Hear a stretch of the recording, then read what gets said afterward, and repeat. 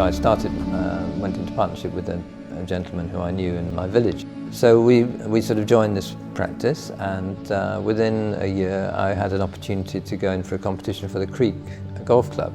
I was invited by Sheikh Mohammed's office to participate in the competition for the Creek one. There's no doubt about it that having had those early discussions with His Highness gave me a little bit of an inside track. And so I'd sort of realised that actually he would want something that would stand out and would say, this is Dubai, this is not Arizona, or this is not America, or something.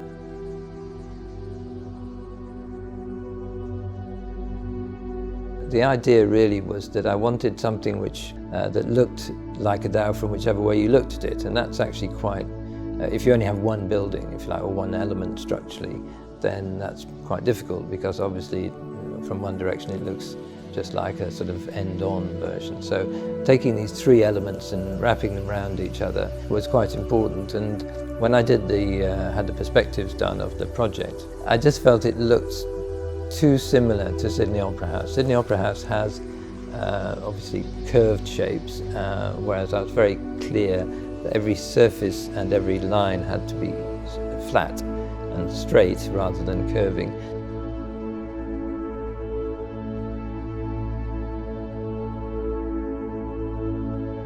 The techniques involved are relatively sophisticated. There was a lot of pre-stressing, and the point about the scheme was that I was very keen to make sure that it was very pure.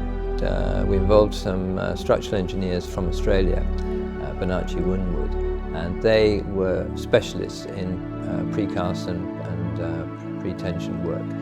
And so what they did was they first of all built a sort of V-shape, or when you look down on it from the air, sort of a V-shape of the actual sail up to just above where the arch is. And then everything above that is actually a precast, and quite complicated to install.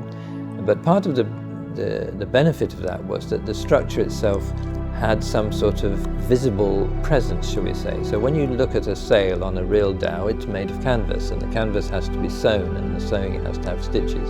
So the stitching actually gives a bit of texture to something, and I think it was one of those fortunate things that the structure actually helped to define that the architecture would have a little bit more of a three-dimensional tactile quality about it, which reflects really the Dhow sail itself. So I think that worked quite well.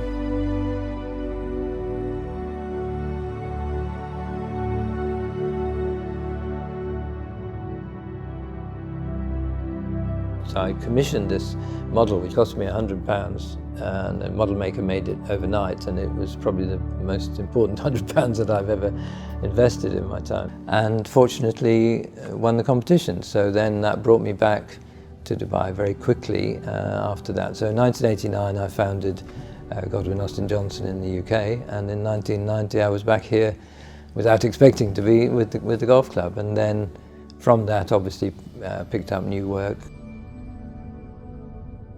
It was a very exciting time, and when I was invited over to the press conference with His Highness Sheikh Ahmed bin Said to present the scheme and so on, it was a really exciting time, as you can imagine.